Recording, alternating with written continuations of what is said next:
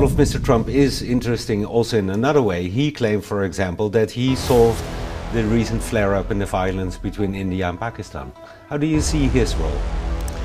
Look, I think where we had the recent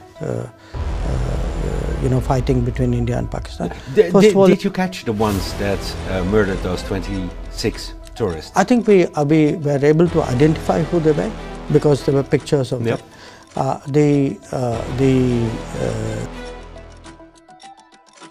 बिस्मिल्लाहिर्रहमानिर्रहीम, अस्सलाम वालेकुम नाजरीन, मैं हूं सैयद अब्बास हैदर। नाजरीन, 22 अप्रैल 2025 को पहलगाम का वाक़या पेश आया और इस पहलगाम वाक़े के बाद इंडिया ने बगैर सोचे समझे पाकिस्तान पर अटैक करने का सोच लिया और ये वाक़या सबके सामने है कि 26 अफराद इसमें जो है वो कत्ल हुए थे। 3 दहशतगर्द जो है वो इसमें एंटर होते हैं पहलगाम में और यहाँ पर जो टूरिस्ट है उन्हें अटैक करते हैं।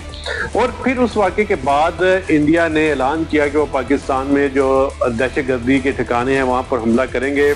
फिर उन्होंने हमला किया और फिर पाकिस्तान के मासूम शहरियों को निशाना बनाया और उसके बाद इस वक्त जो सूरत हाल है, ये सारी जो है वो हमले के बाद पाकिस्तान ने बुनियानुल महसूस ऑपरेशन लॉन्च किया और उस पर जो है वो भारत को मुंह की खानी पड़ी। ये सारी चीज़ें तो सब कुछ आपको पता चल गया होगा, लेकिन अब आपसे बात करते हैं जयशंकर जो वज़ीर ख़ारजा हैं भारत के। उन्होंने एक इंटरव्यू दिया है, एक बैनुल-अक़वामी सहाफ़ी हैं, उनको इंटरव्यू देते हुए उन्होंने जो सहाफ़ी ने सवाल किया तो फिर उन्होंने कभी आएँ किया, कभी बाएँ किया, कभी छाएँ किया, यानी उनके पास सवालों के जवाब मौजूद ही नहीं थे। अब वो उनसे सवाल किया हुए, सबसे पहले हम आपको ये बताते हैं कि जयशंकर से गैर मुल्की सहाफ़ी ने सवाल किया कि जो पाकिस्तान और भारत के दरमियान ये जो सीज़ फायर हुआ है, इसमें पाकिस्तानी वज़ीर आज़म ने अमेरिका से रब्ता किया था या फिर इंडियन वज़ीर आज़म ने। इस पर उन्होंने कोई जवाब नहीं दिया और साथ ही उन्होंने कभी यहीं कभी वहीं करते रहे और जो सूरत हाल है उस पर के हवाले से कोई बात नहीं की। और हालांकि इंडियन वज़ीर आज़म ने नरेंद्र मोदी ने जो है वो फ़ोन किया था डोनाल्ड ट्रंप को और उन्हें जो है वो मामलात को ठंडे करने के हवाले से जो है वो रिक्वेस्ट की थी, जिस पर जो है वो सदर डोनाल्ड ट्रंप ने जो है वो पाकिस्तान के साथ रब्ता किया और फिर दोनों तरफ से DMOs को जो है वो इतला किया जाए और फिर उसके बाद सीज़ फायर हुआ। फिर दूसरा सवाल किया जाता है जयशंकर से कि आप ये बताएं कि पहलगाम वाक़े पे इतनी बड़ी आप जंग शुरू करने जा रहे थे, आप पहले ये बताएं कि अभी तक उसकी इन्वेस्टिगेशन क्या हुई है पहलगाम वाक़े की, आया कि मुल्ज़मान गिरफ्तार हुए हैं या नहीं। इस पर भी वो कोई जवाब ना दे सके और फिर यही करते हुए बात को आगे गोलमोल करते रहे। अब बात यह है कि जो इंडियन इंटेलिजेंस एजेंसीज की लापरवाही की वजह से, सिक्योरिटी ना होने की वजह से ये सारा वाक़या पेश आया। इंडिया यहाँ पर अपनी गलती तस्लीम नहीं कर रहा कि वहाँ पर सिक्योरिटी लैब्स मौजूद थे, कोई किसी किस्म की सिक्योरिटी नहीं थी और ये इस चीज़ का फ़ायदा उठाते हुए कुछ दहशतगर्दों ने जो है वो अपने मज़मूम इरादे किए और फिर ये अटैक किया। अब सूरत हाल ये है कि अभी जो ये गैर मुल्की का सवाल था कि आप ये बताएं कि इस वक्त जो सूरत हाल है इसके मुताबिक अभी मुल्ज़मान गिरफ्तार हुए हैं नहीं, अभी भी उन्होंने इस चीज़ के हवाले से कोई जवाब नहीं दिया, हालांकि ये मुल्ज़मान अभी तक गिरफ्तार नहीं हो पाए। फिर दूसरा सवाल उन्होंने किया कि आया कि आपने इन्वेस्टिगेशन की है इस वाक़े की कि पाकिस्तान के मुलव्वस होने का अंदर कोई सबूत मिला है, इस पर भी कोई जवाब नहीं दिया। यानी जवाब वो देते कैसे, अगर उनके पास इसका जवाब होता तो वो देते।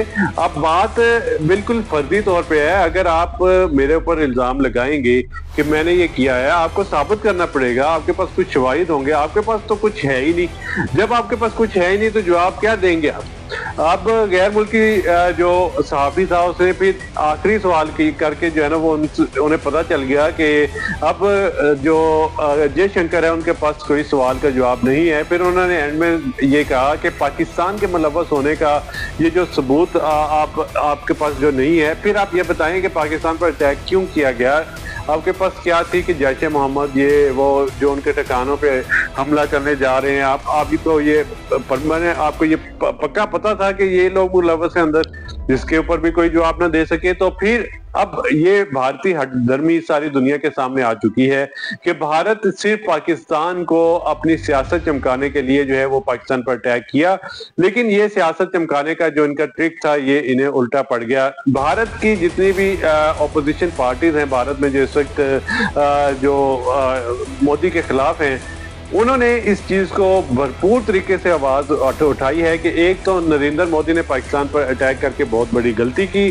दूसरे नंबर पे वो कह रहे हैं जी कि पाकिस्तान पर इल्जाम लगाने से पहले अगर इन्वेस्टिगेशन नहीं हुई तो फिर इल्जाम लगाना भी गलत चीज है। आप इस तरह किसी के ऊपर इल्जाम नहीं लगा सकते। अभी पाकिस्तान में खुददार में हमला हुआ है, पाकिस्तान ने इल्जाम नहीं लगाया बल्कि पाकिस्तान ने पूरी एक ट्रेल दी है कि ये BLA को और TTP को भारत स्पॉन्सर करता है, उन्हें पैसे देता है, इनकी प्रॉक्सीज हैं भारत की जो खुफिया एजेंसी है राज की।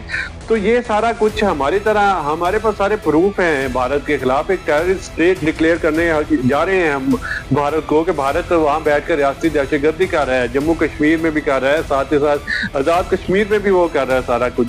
तो अब भारत को होश के नाखून लेने चाहिए और खास तौर पर एक तो जो दहशतगर्दी के लिए फंडिंग कर रहा है उसे रोकना चाहिए, दूसरा भारतीय अवाम को नरेंद्र मोदी से पूछना चाहिए कि पाकिस्तान पर अगर भारत ने इल्जाम लगाया है तो आप सबूत दें कि पाकिस्तान ने ये हमला किया है।